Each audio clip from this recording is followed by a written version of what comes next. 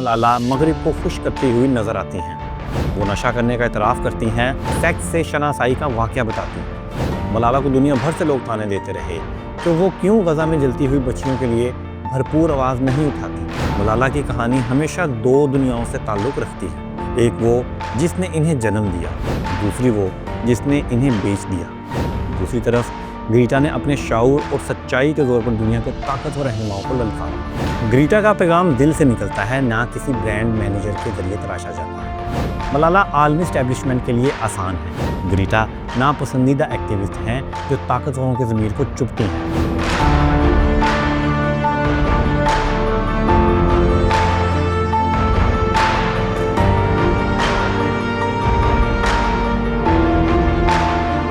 अस्सलाम वालेकुम दोस्तों, मैं हूं उमर भट्ट। गज़ा में जंगबंदी होते ही मलाला यूसुफ़ज़ई इंटरनेशनल और नेशनल मीडिया पर नज़र आना शुरू हो गई हैं।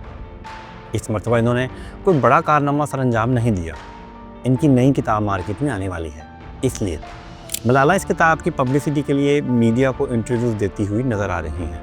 इसराइल 2 साल तक गज़ा में नस्लकुशी करता रहा। मलाला ने कभी इसराइल की खुलकर मज़म्मत नहीं की।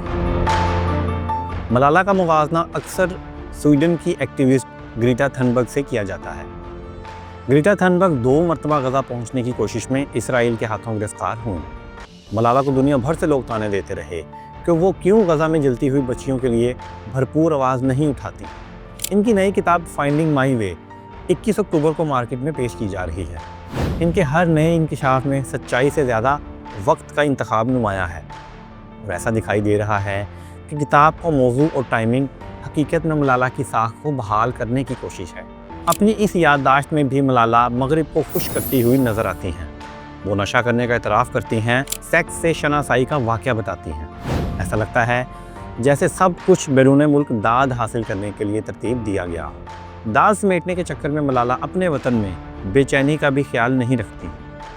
तालिबान की गोली से लेकर ऑक्सफोर्ड में नशा करने तक मलाला का सफ़र अपनी सिमत खो चुका है।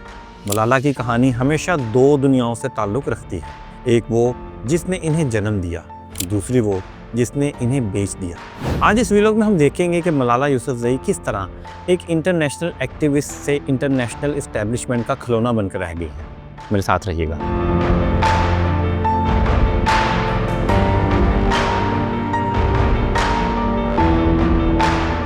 दोस्तों, मलाला यूसुफ़ज़ई हमेशा अपनी कामयाबियों का क्रेडिट अपने वालिद को देती हैं। आगे बढ़ने से पहले इनके वालिद ज़ियाउद्दीन यूसुफ़ज़ई का मुख्तसर सा तारुफ़ ही जान लेते हैं। ज़ियाउद्दीन यूसुफ़ज़ई को अक्सर एक मौका परस्त शख्सियत के तौर पर तनकीद का निशाना बनाया जाता है। कहा जाता है कि उन्होंने अपनी बेटी के सानहे को आलमी शोहरत और ज़ाती फ़ायदे के लिए इस्तेमाल किया। मलाला के नाम से जितना आलमी असर और रसूख और माली फ़ायदा हासिल हुआ, इसका सबसे ज़्यादा फ़ायदा ज़ियाउद्दीन यूसुफ़ज़ई को ही पहुँचा। पाकिस्तान में वो एक छोटे से स्कूल के प्रिंसिपल थे। ये इल्ज़ाम भी लगता है कि मलाला जिस डायरी को लिखकर मशहूर हुई, वो ज़ियाउद्दीन यूसुफ़ज़ई ही लिखवाया करते थे। मलाला पर हमले के बाद ये अचानक आलमी सतह पर NGO, सेमिनार और कॉन्फ्रेंसेस के मुस्तकिल मेहमान बन गए। इनकी तकरीरें और बयानात सुनकर लगता है कि वो अपनी बेटी की कामयाबियों के खालिक हैं। इससे ये तासुर मजबूत होता है कि मलाला की जद्दोजहद एक बाप की मुनज़्ज़म तशहीर और सियासी मनसूबाबंदी का नतीजा थी। ज़ियाउद्दीन ने मलाला को एक आलमी बयानिए का हिस्सा बनाया। इसका मकसद मगरिब की तारीफ़ और मशरक़ी मुआशरे की मज़म्मत थी।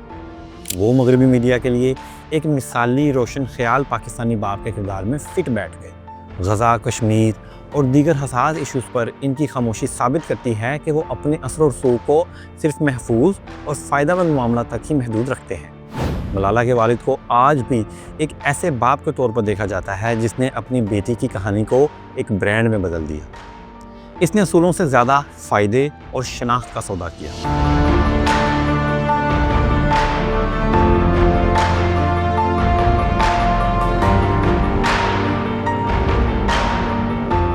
दोस्तों, सबसे पहले देखते हैं कि मलाला ने गज़ा में 2 साला नस्लकुशी के दौरान कैसे मुजरिमाना खामोशी इख्तियार किए रखी। मलाला यूसुफ़ज़ई दुनिया में तालीम और अमन की अलामत के तौर पर उभरी थी।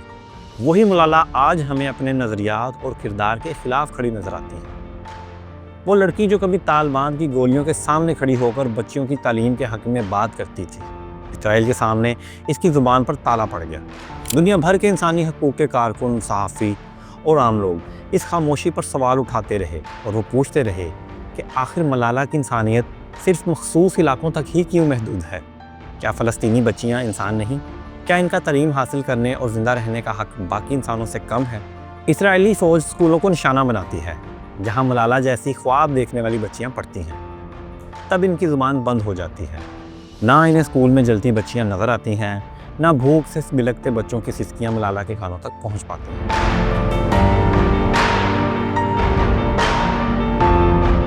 दोस्तों, गुज़िश्ता चंद साल पर नज़र डालें तो ऐसा लगता है कि मलाला एक कॉरपोरेट एक्टिविस्ट बन चुकी हैं। इनकी बातें और बयानियाँ अब आज़ादी या मज़लूमों की बजाय मगरिब के सियासी और सफारती मफादात के लिए होती हैं। इनके बयानात खुसखुसे और गैर जानिबदाराना होते हैं, लेकिन हकीकत यह है कि दुनिया को ऐसी आवाज़ों की ज़रूरत है जो ताकतवरों के ख़िलाफ़ सच बोल सकें, ना कि वो जो इनामात और शोहरत के बदले खामोश रहें। मलाला की खामोशी इन तमाम लोगों की उम्मीदों की तौहीन है जो समझते हैं कि वो मज़लूम बच्चियों की आवाज़ है। मलाला एक ऐसी शख्सियत बन गई हैं जो असूलों से ज़्यादा ब्रांड्स, अवार्ड्स और आलमी तकरीबात के दायरे में महदूद रहे। वो जिन मसाइल पर कभी दिलेराना आवाज़ उठाती थी, आज इन पर खामोशी उनके बदले हुए ख़यालात और किरदार को ज़ाहिर करती है। दुनिया इस वक्त फ़लस्तीन, यमन, अफ़गानिस्तान, सूडान और कांगो जैसे बहरानों से गुजर रही है, मगर मलाला इन सब पर मुहतात बिल्कुल खामोश नज़र आती हैं। इनकी गुफ्तगू अब इन आलमी ताकतवरों के मफादात के गिर्द घूमती है जिन्होंने इन्हें शोहरत दी, नोबल इनाम दिया और मगरबी मीडिया का पसंदीदा चेहरा बनाया। यही वो तज़ाद है जो मलाला की साख को मुतनाज़ा बना चुका है। मलाला कभी बहादुरी की अलामत थी, आज ज़ाती मुफाद में खामोशी की अलामत बन चुकी हैं। अब आप ये सोच रहे होंगे कि मलाला ने तो मलाला फ़ंड के नाम से एक तंजीम भी बना रखी है। वो लड़कियों की तालीम के लिए काम कर तो रही हैं। जी बिल्कुल, वो ऐसा कर रही हैं, लेकिन कहाँ, ये जानना भी ज़रूरी है। मलाला की तंजीम मलाला फ़ंड भी ऐसे इलाकों में काम करती है जहाँ मगरबी NGOs को रसाई आसान है। वहाँ वो ममालिक या हुकूमतें शामिल नहीं जिन्हें मगरिब अपने मुखालिफ समझता है। यही वजह है कि जब गज़ा में इसराइली बमबारी से दर्जनों स्कूल मलबे का ढेर बन गए, या जब फ़लस्तीनी बच्चियाँ अपनी निसाबी किताबें हाथों में लिए जान से गईं, तो मलाला की ज़ुबान पर सिर्फ चंद मुबहिम अल्फाज आए। मलाला ने इसराइली बर्बरियत पर तशवीश, उम्मीद बराए अमन और सबके लिए हमदर्दी जैसे अल्फाज इस्तेमाल किए। ये वो अल्फाज हैं जो असल मौक़िफ़ से बचने के लिए बोले जाते हैं। अगर वो वाकई तालीम और इंसानियत की नुमाइंदा होती तो वो साफ अल्फाज में कहती कि बच्चों पर बम बरसाने बंद करो, मगर ऐसा कहना इनके मगरबी स्पॉन्सर्स, मीडिया नेटवर्क्स और सियासी दोस्तों के लिए नुकसानदेह होता।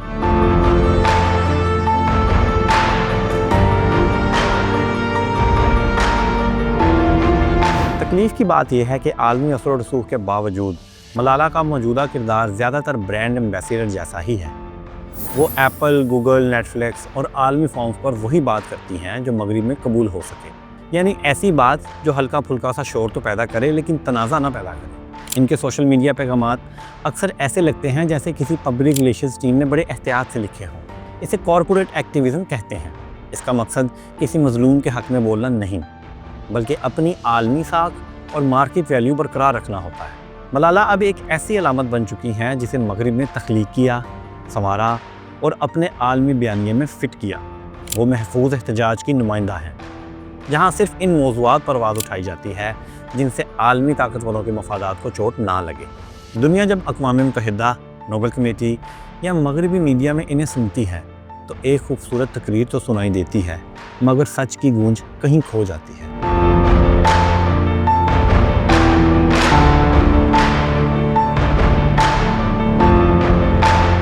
मलाला यूसुफ़ज़ई की तरह स्वीडन की ग्रीटा थनबर्ग भी छोटी उम्र में दुनिया में मशहूर हो गई। लोग अक्सर इन दोनों का मवाज़ना करते हुए मलाला को ग्रीटा जैसी बनने का मशवरा देते हैं। इसकी वजह यह है कि इन दोनों के नज़रियात, तर्ज़ एहतजाज और आलमी किरदार में ज़मीन आसमान का फ़र्क है। मलाला को तालीम और ख़वातीन के हकूक़ की अलामत के तौर पर पेश किया गया।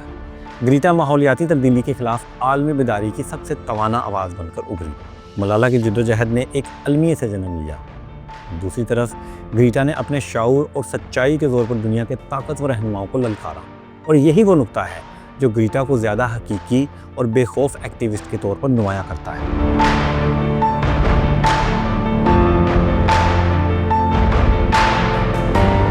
मलाला की तकारीर अक्सर बेज़रर और सफारती होती हैं, जिनमें किसी को बराह रास्त तनकीद का निशाना नहीं बनाया जाता। ग्रीटा इसके बरक्स अक़वाम मुत्तहिदा के इजलास में दुनिया के बड़े लीडरों को डांटती हुई कहती हैं कि तुम्हें ज़मीन को तबाह करने की जुर्रत कैसे हुई।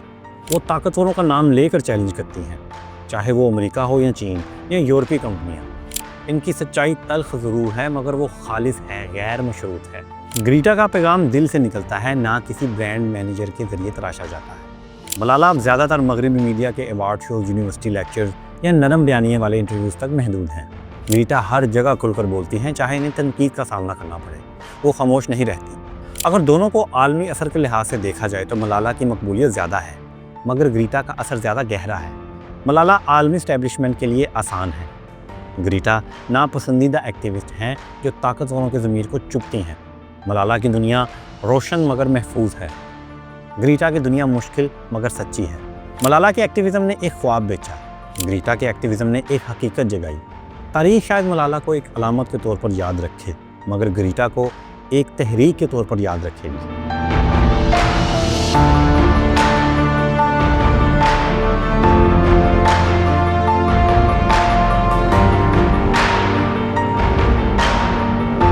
और अगर आप देखना चाहते हैं कि पाकिस्तान को काबुल पर हमला क्यों करना पड़ा, तो यहाँ क्लिक करें। और अगर आप जानना चाहते हैं कि पाकिस्तानी सेठ मीडिया को हुक्मरानों के हाथ कैसे बेचते हैं, तो यहाँ क्लिक करें। मेरा चैनल सब्सक्राइब करना ना भूलें और अपना बहुत ख्याल रखें। अल्लाह हाफ़िज़।